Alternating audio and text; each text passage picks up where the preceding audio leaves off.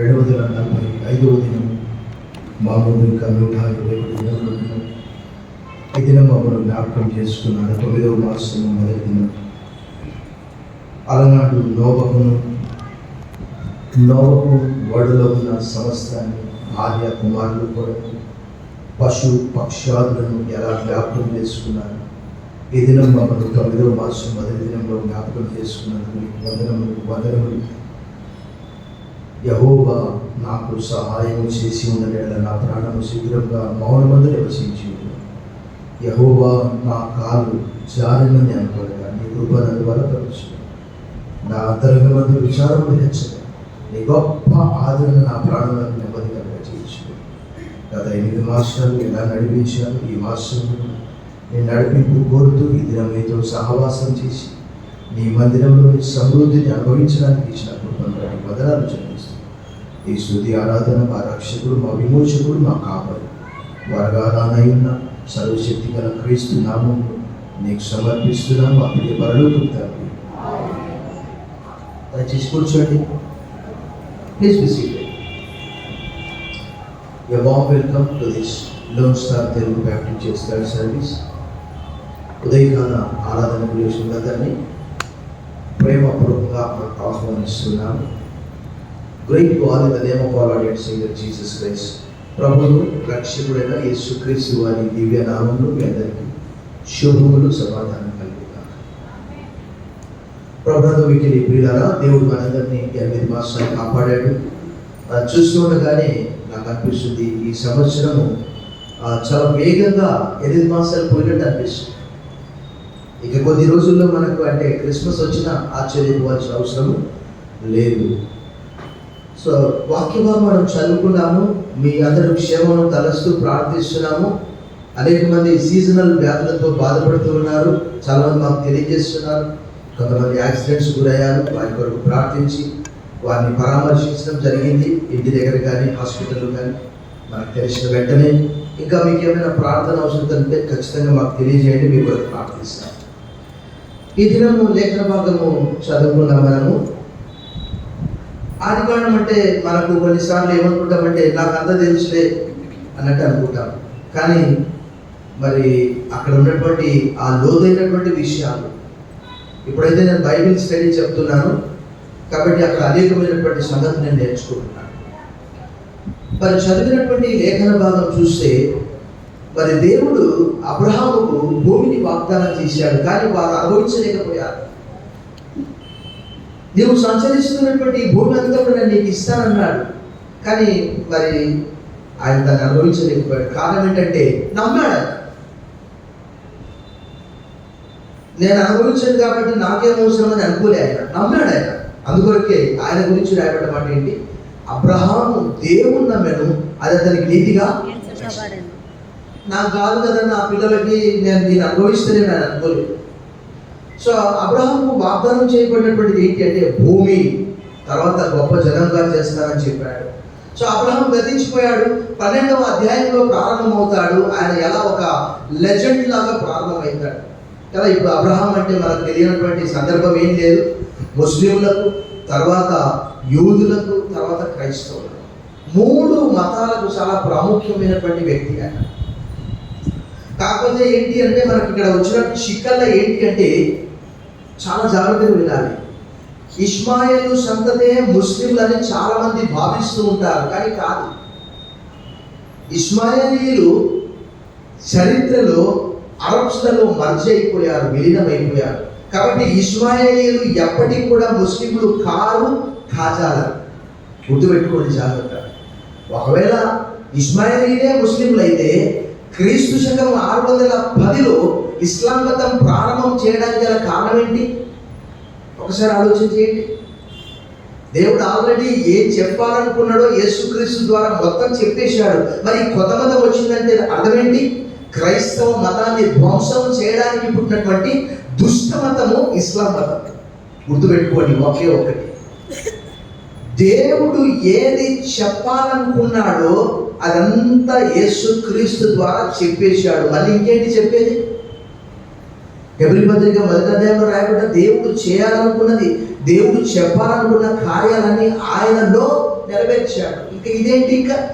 ఇది క్రైస్తవ మతాన్ని సంపూర్తిగా నాశనము చేయడానికి, సమూలంగా ధ్వంసం చేయడానికి పుట్టినటువంటి దుష్ట అపవాది సంబంధమైనటువంటి ఇస్లాం మతం అని గుర్తుపెట్టుకోవాలి. ఎందుకంటే బైబిల్ స్పష్టంగా ఇంత 66 పుస్తకాలు 1189 అధ్యాయాలు ఉంటే అది ఎంత ఉంది తెలుసా?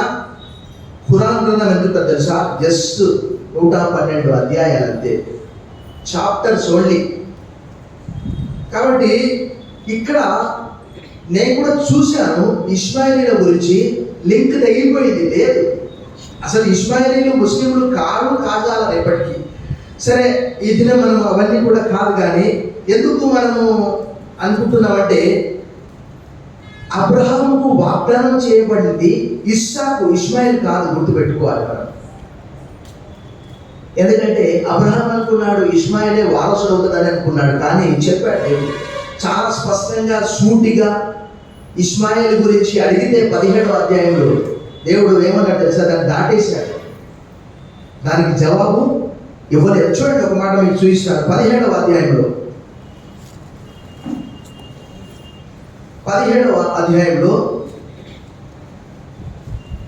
ఇస్మాయిల్ గురించి 18వ వచనంలో అబ్రహాం ఏమన్నాడు చూడండి.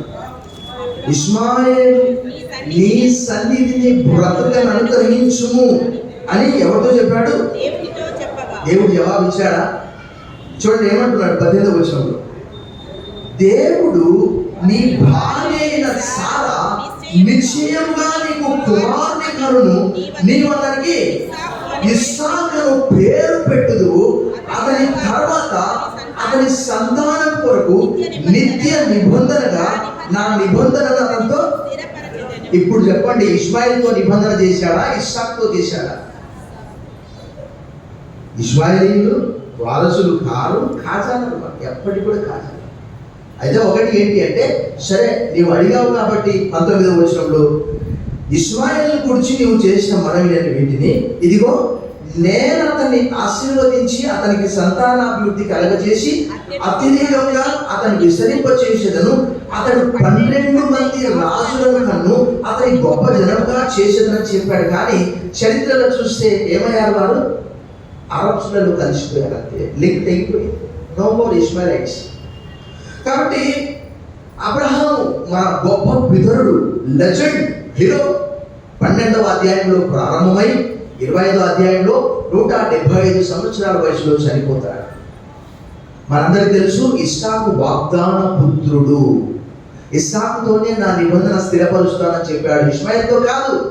22వ అధ్యాయంలో ఇస్సాకు పుడతాడు, గొప్ప విందు చేస్తాడు. 22వ అధ్యాయంలో బలిని కోరుతాడు దేవుడు, నీకు ఒక్కగానొక్క కుమారుడు నాకు ఇవ్వని అంటాడు.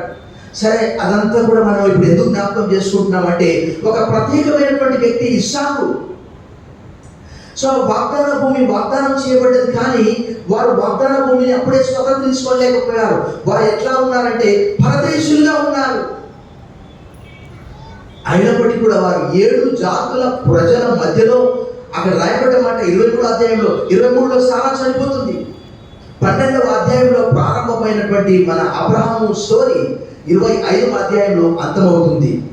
ఇంకా మనం చూస్తే అప్పటికి ఇస్సాకు గురించి రాయబడ్డ మాట ఏ విషయం మనం చూస్తాం? మనము బలి అర్పించడానికి తీసుకొని వెళ్ళినప్పుడే ఆయన యువకుడు, దాదాపుగా 25 నుంచి 37 సంవత్సరాల వయసు అయినాడు. 22వ అధ్యాయంలో 26వ అధ్యాయం వచ్చే వరకు ఆయన కూడా మనం 27లో చూస్తే వృద్ధుడైపోయాడు ఇస్సాకు. అబ్రహాం కంటే ఎక్కువ వయసు బతికాడు, 180 సంవత్సరాలు. 35వ అధ్యాయంలో ఆ విషయం రాయబడ్డది, ఇస్సాకు బతికినాడు. 35వ అధ్యాయంలో ఆయన ఎంతకాలం బతికాడు అక్కడ మనం చూసాం. అక్కడ 35:28 ఇస్సాకు బ్రతికిన దినములు 180 సంవత్సరములు అనే మాట. అంటే తండ్రి కంటే 5 సంవత్సరాలు ఎక్కువే బతికాడు. అబ్రహాం బతికిన దినములన్నీ 175 సంవత్సరాలు. ఆదికాండం 25వ అధ్యాయం 7వ వచనంలో ఆ విషయం రాయబడింది. సో మనం చదువుకున్నటువంటి లేఖన భాగంలో చూస్తే 21లో ఇస్సాకు పుడతాడు, 22లో బలి అడుగుతాడు దేవుడు ఒకగానొక కుమారుని, 23లో సారా చనిపోతుంది, మక్పేలా కోరుకుంటాడు, అక్కడ పాట పెట్టేశాడు. 24లో ఎలియాజరు ఇస్సాకు కొరకు రిబ్కాను తీసుకొని వస్తాడు, అక్కడ వివాహం కూడా అయిపోతుంది. 25వ అధ్యాయంలో 20 సంవత్సరాల సంతానం కలగదు. మరలా ఇస్సాకు ప్రార్థిస్తాడు. ఇస్సాకు వివాహం చేసుకున్నప్పుడు ఎంత వయసు అంటే 40 సంవత్సరాల వయసు. 20 సంవత్సరాలు ఎదురు చూశాడు తండ్రి. 25 సంవత్సరాలు అయితే కుమారుడు 20 సంవత్సరాలు ఎదురు చూశాడు. అక్కడ రాయబడి 25వ అధ్యాయం. అవన్నీ చూడండి, మనకు సమయం ఆదికాండం జాగ్రత్తగా చదవాలి. అప్పుడు 60 సంవత్సరాల వయసులో కమల పిల్లలు 2 జనములు 2 జనపదములు నీ గర్భంలో నుంచి వస్తున్నాయంటే రెబకా ఏమంటే తెలుసా, ఇది ఎందుకు, నేను చచ్చిపోతా అంటారు. ఊరికనే చచ్చిపోతా అంటారు జనాలు. ఆ రోజు రెబకా కూడా అట్లనే అంటారు, ఇది ఎందుకు, నేను చస్తా అంటారు. కడప 2 పిల్లలు ఉంటే చస్తారు అందరూ అలా అంటుంది. లేదమ్మా, పెద్దవాడి కంటే చిన్నవాడు గొప్పవాడు అవుతాడు అని చెప్పి మరి దేవుడు ఆమెతో చెప్పినప్పుడు ఆ ఇద్దరు కూడా 25వ అధ్యాయంలో జన్మిస్తారు. మనము చూస్తే ఇక్కడ 26వ అధ్యాయంలో అప్పటికి ఆయన పరదేశిగా ఉన్నాడు ఇస్సాకు. ఎక్కడ ఉన్నాడయ్యా అంటే మనం 26:12లో మనం ఏం చదివాము, ఇస్సాకు ఆ దేశమందున్న వాడై విత్తనం వేసి 100 ఫలం పొందెను, యెహోవా అతన్ని ఆశీర్వదించేది కనుక ఆ మనుషుడు ఆల్రెడీ. అబ్రహామే చాలా ధనవంతుడు. 13వ అధ్యాయం 2వ వచనంలో అబ్రహాము వెండి బంగారము పశువులు కలిగి బహు ధనవంతుడై ఉంటాడనే మాట రాయబడ్డది. అదే 14వ అధ్యాయం 14వ వచనంలో మనం చూస్తే అక్కడ అతని దగ్గర 318 మంది పరివారం ఉన్నారట. ఆ 14వ అధ్యాయం నుంచి 26కి వచ్చే వరకు బహుశా నేను అనుకుంటాను ఆ పని వాళ్ళ సంఖ్య కాస్త ఎక్కువైపోవచ్చు, డబుల్ కావచ్చు, ట్రిపుల్ కావచ్చు. సో వారు ఎక్కడికి వెళ్ళాలన్నా, ఎక్కడ నివాసము చేయాలన్నా వారితో పాటు పశువులు, గొడ్లు, దాసదాసులు చాలా మంది కాబట్టి వారు ఎక్కడైనా నివాసం చేయాలంటే స్థలం చాలా కావాలి. అయితే ఇక్కడ మనం 26వ అధ్యాయంలో ఒక విషయాన్ని గమనిస్తాం. ఏంటి అని అంటే, అబ్రహాము దినముల్లో వచ్చిన కరువు కాక మరొక కరువు వచ్చిందట. ఆ రోజుల్లో కరువు వస్తే కష్టమైన విషయం ఏంటంటే మనుషులు ఎలాగో మట్టి తిని బతుకుతారు కదా ఆ రోజుల్లో. ఇప్పటికీ అక్కడక్కడ నేను యూట్యూబ్లో చూస్తూ ఉంటాను. ఏంటి తెలుసా, మట్టితో రొటేట్ చేసి తింటూ ఉంటారు కొన్ని దేశాల్లో ఇప్పటికీ. తర్వాత భూమిలో కొన్ని గడ్డలు ఉంటాయి, ఆ గడ్డలు తోపి తింటూ ఉన్నారు. కారణం ఏంటంటే ఆహారం లేక. మరి ఇక్కడ కరువు వచ్చింది. కానీ దేవుడు అన్నాడు, మీ తండ్రి ఐగుప్తుకు పోయినట్టు do not go to Egypt, ఐగుప్తుకు వెళ్ళొద్దు. ఇస్సాకు, నేను నీకు చూపించి ఆ దేశంలో నీవు ఉండు స్థిరంగా, నేను నీకు తోడై ఉంటాను, I will be with you, నేను నిన్ను ఆశీర్వదిస్తాను అని అంటే, మీ తండ్రి అయిన అబ్రహాము నా మాట విన్నాడు, నా ఆజ్ఞలు పాటించాడు, కాబట్టి ఆయనతో చేసినటువంటి నిబంధన నీతో కూడా చేస్తున్నాను. నీ సంతానాన్ని నేను మిక్కిలిగా ఆశీర్వదిస్తాను. నీ సంతానాన్ని ఆకాశ రేణువుల వలె, ఇసుక రేణువుల వలె, ఆకాశ నక్షత్రాల వలె ఆశీర్వదిస్తానని సెలవించాడు. అదంతా కూడా 26:5 వచనాల్లో రాయబడ్డాడు. అప్పుడు ఆయన గెరారులో ఉన్నాడు. అది ఫిలిష్తీయ దేశము. అంతకంటే ముందు అబ్రహాం గారు కూడా 21వ అధ్యాయంలో చాలా సంవత్సరాలు ఉన్నట్టు అక్కడ రాయబడ్డాడు. చూడండి ఒకసారి 21వ అధ్యాయంలో చాలా సంవత్సరాలు ఆయన అక్కడ నివాసం ఉన్నట్లు రాయబడి ఉన్నది. చూడండి 21:34 అబ్రహాము ఫిలిష్తీయుల దేశంలో అనేక దినములు పరదేశిగా ఉండేది. ఇక్కడ మనం కన్ఫ్యూజ్ కావాల్సిన అవసరం లేదు. ఏంటి తెలుసా, ఇదంతా యెరూషలేము చుట్టుపక్కలనే. మనం కన్ఫ్యూజ్ కావాల్సిన అవసరం లేదు. చాలా మందికి బైబిల్ విషయంలో పూర్వుంటారు. కారణం ఏంటంటే, ఇక్కడ హేబేలు బలి అర్పించిన స్థలము, నోవా బలి అర్పించిన స్థలము, అబ్రహాము మోరియా పర్వతం పైన ఇస్సాకును బలి అర్పించిన స్థలము, యెరూషలేము దేవాలయము, యేసు ప్రభువు వారు గొల్గొతా కొండపై శిలువపై పడిన స్థలము అంతా ఒకటే. కాబట్టి వీళ్ళు అక్కడే తిరుగుతున్నారు. కానీ పాపం వారు మాత్రం ఎలా ఉన్నారంటే పరదేశులుగా ఉన్నారు. 26వ అధ్యాయంలో కూడా అంటున్నాడు దేవుడు. అయితే అక్కడ 26వ అధ్యాయం ఆరంభంలో కరువు వచ్చింది. కానీ ఆ దేశంలో భూమి ఎక్కడి నుంచి వచ్చింది ఆయనకు? ఆయన భూమి కాదది.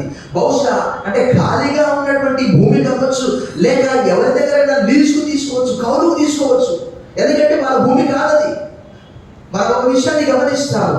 దేవుడు భూమిని వాగ్దానం చేసినప్పటికీ సారా చనిపోతే ఏం చేశాడు అబ్రహాం గారు? 400 తులాల వెండి ఇచ్చి మక్పేలా గుహను కొన్నాడు. ఎందుకంటే అది వారి స్వాధీనం అయ్యేంత వరకు వారిని కానించాలి. వారు ఎలా ఉన్నారట? మనం చూసాం 21:34 పరదేశులుగా ఉన్నారట. కానీ కొత్త నిబంధన ఏం తెలియజేస్తుంది? మనం కూడా ఈ లోకంలో పరదేశులము, యాత్రికులమట. కానీ మనం అనుకుంటాం అలా, అబ్బా ఇక్కడ ఒక మంచి ఇల్లు కట్టుకోవాలి.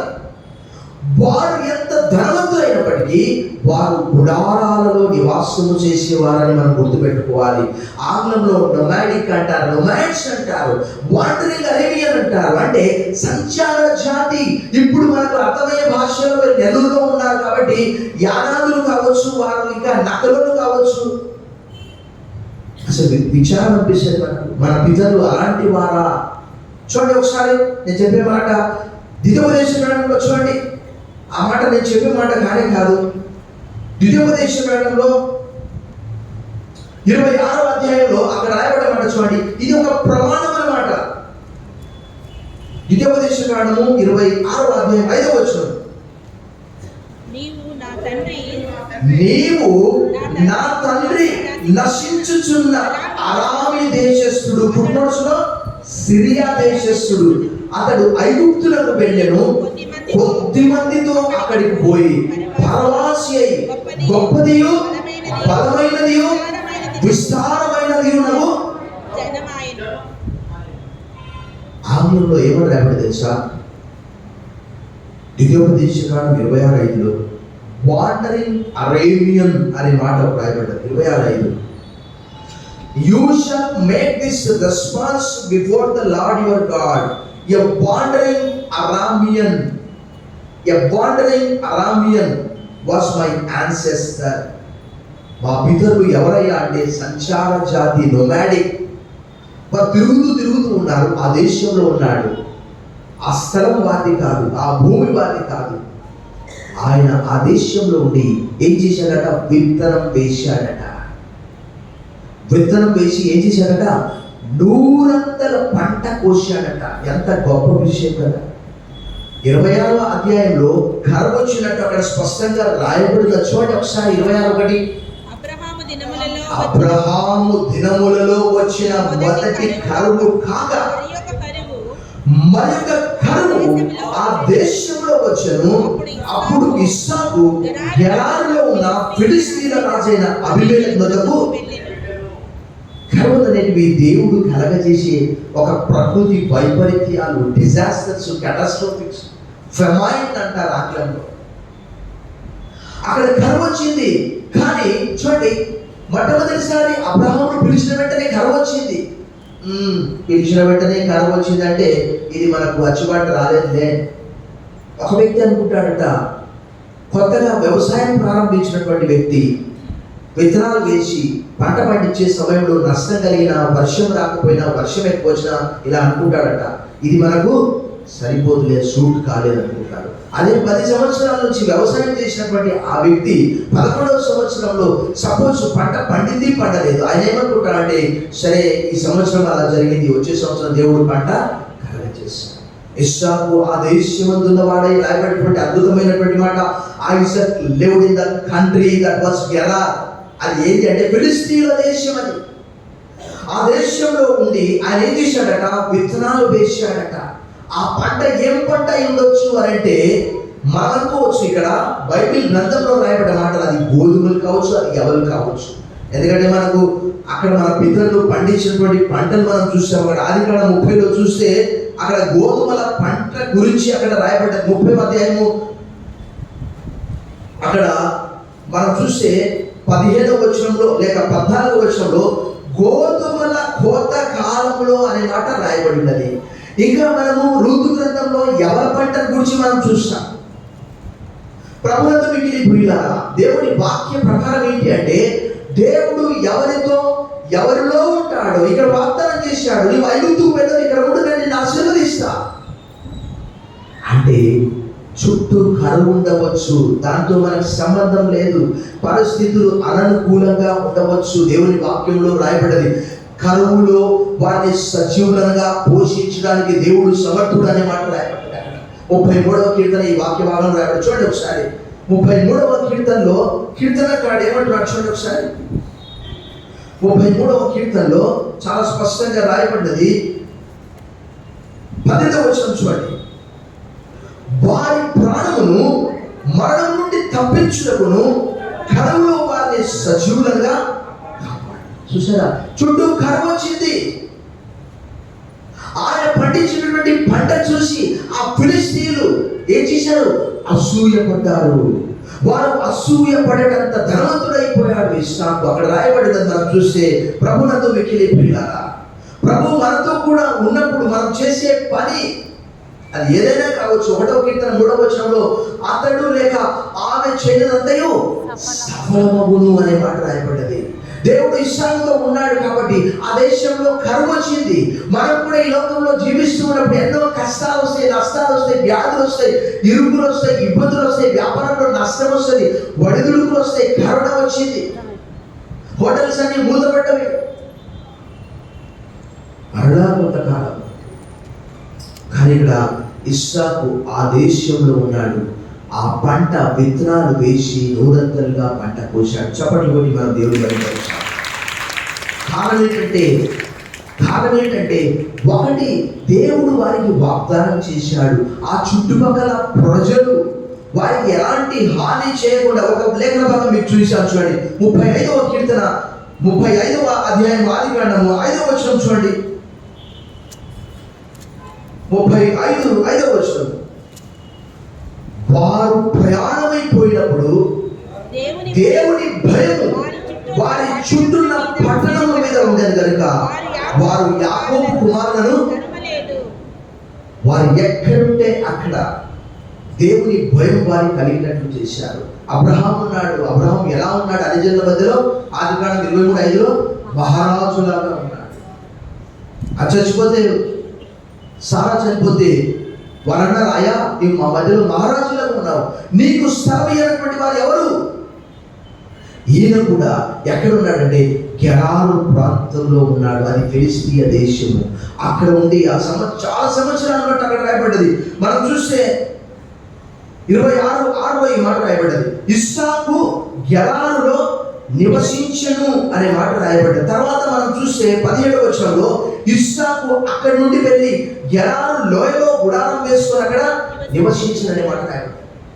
సో ఆ పంట సమృద్ధిగా పండి దేవుని వాక్యంలో ఒక అద్భుతమైన లేఖన భాగం రాయబడ్డ చూడండి. యెషయా గ్రంథము 65వ అధ్యాయంలో దేవుడు ఇలా అంటున్నాడు చూడండి. 65:13. కావున ప్రభువు యెహోవా ఇలా సెలవిచ్చున్నాడు, ఆలకించుడి, నా సేవకులు భోజనము చేయుదురు కానీ మీరు ఆకలి కొనేదరు, నా సేవకులు పానము చేసేదరు కానీ మీరు తప్పికొనేదరు, నా సేవకులు సంతోషించేదరు కానీ మీరు సిగ్గుపడేదరు. The blessing of the Lord makes us rich. యెహోవా ఆశీర్వాదము ఐశ్వర్యమిచ్చును, నరుల కష్టం చేత ఆశీర్వాదము ఎక్కువ కాదు. దేవుడు వారిలో ఉంటే అక్కడ ఎడారిలో కూడా, ఇంకా మనం ఇలా మాట్లాడుతూ పోతే ఇందులో మన ముందు బల్ల ఉంటుంది. ఎడారిలో కూడా ఆయన సెలయేళ్లు ప్రవహించే దేవుడు. అదే రీతిగా మనం చూస్తాం అక్కడ ఎడారిలో ఆ యొక్క హాగరు ఇష్మాయిల్ తీసుకొని వెళ్తూ ఉన్నది. ఆహారం అయిపోయింది, నీరైపోయింది. ఆ చిన్న పిల్లవాని మొర దేవుని సన్నిధికి చేరి ఆమె వెంటివేత దూరం అంటే బాణం ఎంత దూరం వేస్తే అంత దూరం అన్నమాట. అప్పుడు దేవుడు ఆ చిన్న పిల్లవాని మొరవి, హాగరు నీకేమొచ్చింది అని ఆమె కళ్ళు తెరిపించి అక్కడే నీరు, ఆమె ఆ తిత్తిలో నీళ్లు నింపుకొని ఆమె త్రాగి పిల్లవానికి త్రాగించింది. చప్పట్లు కొట్టి మన దేవుడు కనపరిచాడు.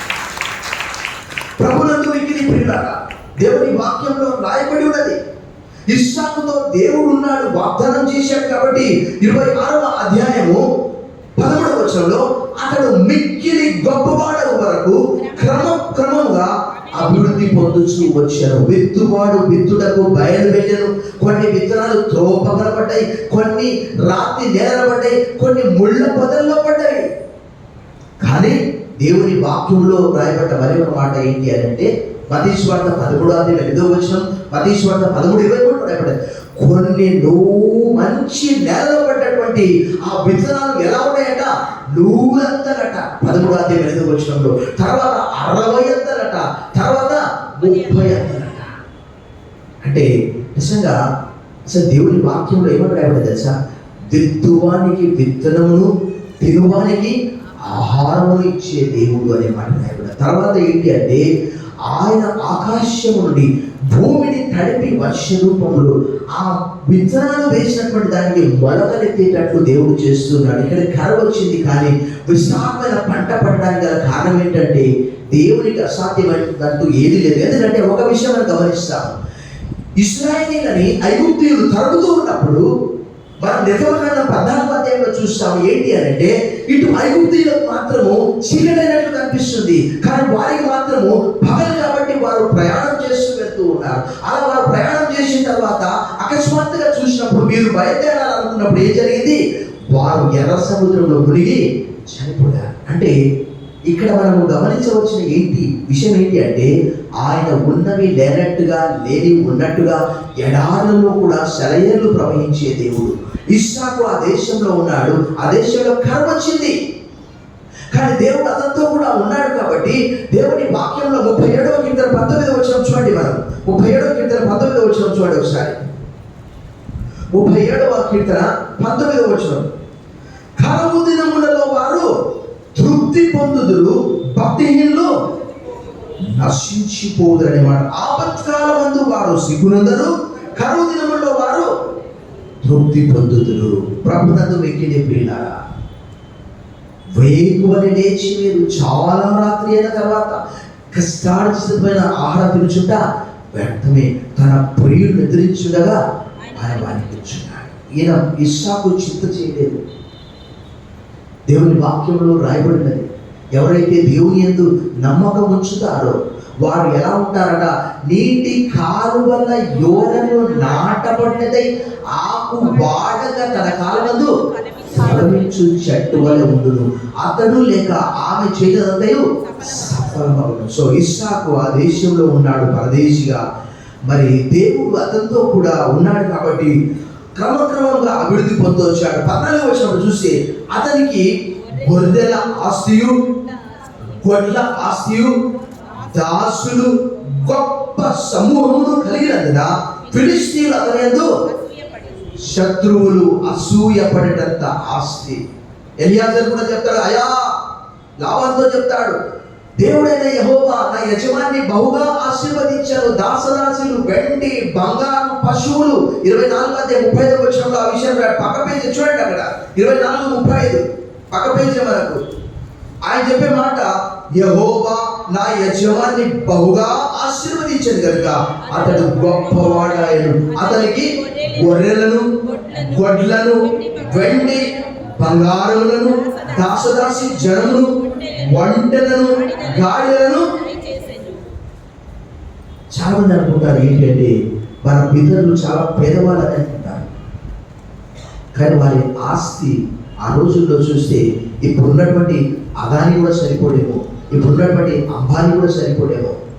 అలాంటి ఆస్తి పరులు అయినప్పటికీ వారు దేవుని వాక్యంలో మనం చూస్తే ఎక్కడికి పోయినప్పటికీ, చూడండి ఈ మాట చదివి మనం ముగించుకుందాం. ఎక్కడికి పోయినప్పటికీ కూడా దేవుడు 26వ అధ్యాయంలో చూడండి, అక్కడ 24వ వచనంలో, ఆ రాత్రియే యెహోవా అతనికి ప్రత్యక్షమై, నేను నీ తండ్రి అయిన అబ్రహాము దేవుడను, నేను నీకు తోడై ఉన్నాను కనుక భయపడకుము, నా దాసుడైన అబ్రహామును బట్టి నిన్ను ఆశీర్వదించి నీ సంతానమును విస్తరింపజేసిందని చెప్పాడు. అక్కడ అతడు ఒక బలిపీఠం కట్టించి యెహోవా నామమున ప్రార్థన చేసి అక్కడ తన గుడారము. సో దేవుడు ఒకసారి మాట చెప్పాడంటే ఇలా మనము మాట్లాడుకుంటూ పోతే ఈరోజు మనకు సమయం లేదు. దేవుడు ఏది చెప్తాడో అది చేస్తాడు, ఏది చేస్తాడో అదే చెప్పగలడు. 21వ అధ్యాయంలో మాట రాయడం చూడండి. 21:1 అడిగాడు, యెహోవా తాను చెప్పిన ప్రకారము సారాను దర్శించెను, యెహోవా తానిచ్చిన మాట చొప్పున సారాను గురించి. దేవుడు అబద్ధమాడడానికి ఆయన మానవుడు కాదు. దేవుని వాక్యంలో రాయబడి every man is a liar. ప్రతి మనుషుడు అబద్ధికుడవును, కానీ దేవుడు సత్యవంతుడు కాక తీరడు. ఈ ఇస్సాకుతో ఉన్నటువంటి దేవుడు, ఆ రోజు భౌతిక సంబంధమైన దీవెనలు ఇచ్చినటువంటి దేవుడు, ఈరోజు యేసుక్రీస్తులో మనకు అనేకమైనటువంటి ఆధ్యాత్మిక దీవెనలు. ఎఫెసీయులు 1:3 మన ప్రభువైన యేసుక్రీస్తు యొక్క తండ్రి అయిన దేవుడు స్తుతింపబడును గాక. ఆయన క్రీస్తునందు పరలోక విషయంలో ఆత్మ సంబంధమైన ప్రతి ఆశీర్వాదము మనకు అనుగ్రహించారు. ప్రతి శ్రేష్టమైన ఏవియు సంపూర్ణమైన ప్రతి వరములు పర సంబంధమైనదై జ్యోతిర్మయుడవు తండ్రి యొద్ద నుండి వచ్చును అని ప్రార్థన చేశాం. సర్వశక్తి గల దేవా, ఈ దినము 9వ మాసం మొదటి దినము పరిశుద్ధ పుణ్య పునరుత్థాన దినంలో మమ్మల్ని ప్రవేశపెట్టారు. మా పితరులతో కూడా ఉన్నారు. హెబ్రీ పత్రిక 13:8 Jesus Christ is the same yesterday today and for ever. యేసుక్రీస్తు నిన్న నేడు నిరంతరం ఏకరీతిగా ఉన్నాడు. ఈరోజు మాతో కూడా మా పనులలో, మా వ్యక్తిగత, కుటుంబ, వ్యాపార, ఆధ్యాత్మిక, ఆరోగ్య జీవితాల్లో మీరు ఉన్నారు. మీకు వదనములు చెల్లిస్తూ యేసు నామములో ప్రార్థిస్తున్నాం తండ్రి, ఆమేన్.